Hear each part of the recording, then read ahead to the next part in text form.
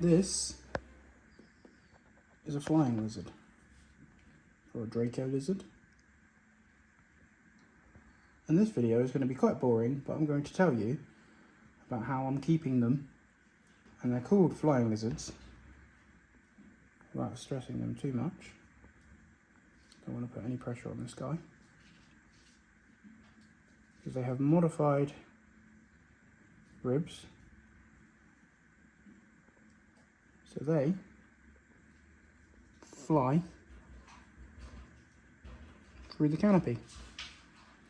Let's see if this guy wants to fly into his enclosure. Obviously not. This one's relatively social, the rest are pretty twats, but this one's alright. Go! Go! There we go. I'm back with a bang. Welcome to the YouTube channel. Subscribe if you're not. Today marks the first episode of the Dragon Diaries. Definitely not stolen by reptilian artists, because he's mini dragons. I acquired some Draco flying lizards recently. This is just a quick overview of the original 6 that I got. They've been in the country 2 days, and as you can see, they're not looking the best. They're a little bit dehydrated. They have some stuck shed. They're looking quite skinny, but in comparison to the other 2 that I got, these guys actually look great. So I was quite skeptical when I first got them, because everything I read online was they're pretty much just going to die, and obviously we did lose 1 sadly, but the other 5 are doing great, as you'll see in this video, and hopefully I'll continue to document the process of them doing great, and fingers crossed we can do the same with the other 2. I'm just very, very grateful I get the opportunity to work with these guys, and I'm hoping I can do them justice and actually establish them into captivity, because not many people have been breeding them or keeping them. It's quite hard to find information on them. That's why I'm trying to make these videos for people that are thinking about getting these animals. They're not easy. They do need hydrating. They do need specialist care. So fingers crossed, with a bit of time, energy and work, they'll come around. But as you can see, they are doing much better. I just did want to show you what they look like when they first come in and what to expect when you pick them up. And they're doing quite well for me. I brought 6. 1 did pass away.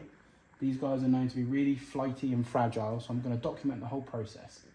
The sex ratios, however, has not really worked out in my favour. So I brought 2 more, and we'll get to that in a second. What we're doing now is we're just changing their fruit flies and allowing these cultures to repopulate, because in the wild, these guys actually eat ants and other small... Let me see if we can try and get one to eat. I doubt it, but you never know. These guys are eating ants and small little bugs off logs, and they'll fly from log to log. And then you're probably thinking, oh Paul, if they fly from log to log, how cruel is it to put them in a tiny little enclosure? You'd be correct. I'm putting them in a big enclosure, but for now I need them in a small enclosure, so 1, I can keep an eye on them, 2, I know they can find food, and 3, I can correctly hydrate them. So there's currently 5 in here, and I'll show you the 2 in a minute.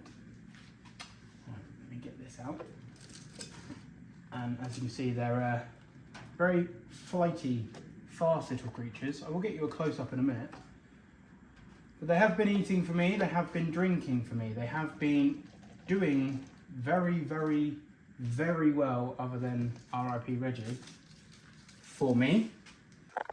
So these are Draco Beckeri.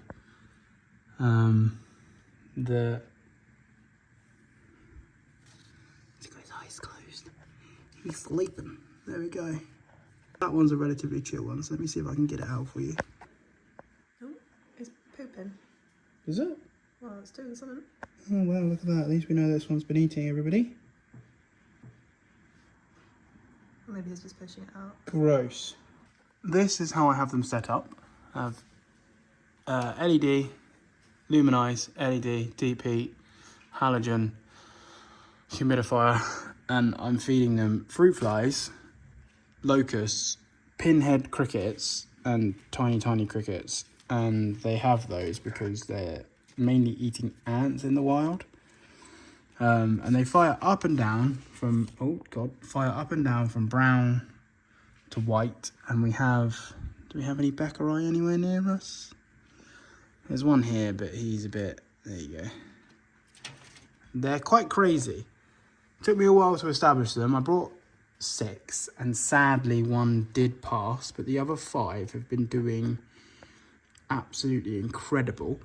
I've seen them all eat, I've seen them all drink. I did buy 2 more in hopes to get some better sex ratios.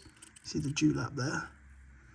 And I'll show you the 2 I got because they didn't come in the best of conditions, unlike these ones, which I got straight off the import. So I had a chance to actually habituate them. But the enclosure right now isn't as big as I would like. They will be going in a much bigger one. But for now, I need to know that they're drinking, they're eating, they're not being stressed. So I'm going to document this process because there's not really a lot of information on them. So I just want to run down what I'm doing. I have a 32 to 35 degree hotspot. I have a UVI of 4. And the ambient temperature of my room is about 26 degrees. So that is what they're being kept in. I'm feeding them isopods, pinhead crickets, fruit flies, tiny little locusts, and bean weevils. What else have they eaten? I've got some ants from the garden. They've eaten some ants. And they're doing pretty well. They seem to have adjusted quite well to captivity. Hydration is key. I use the humidifier every 4 hours for 5 minutes, and I'm spraying them 4 times a day. And they're drinking the droplets and movements, and obviously I've got them set up with vertical branches because in the wild they will jump. I've seen them fly, but I will be putting them in a much bigger enclosure when I have chance. So over here we have just a little creche for the 2 that I got 2 days ago. And these guys are not, as you can already tell, very, very, very skinny.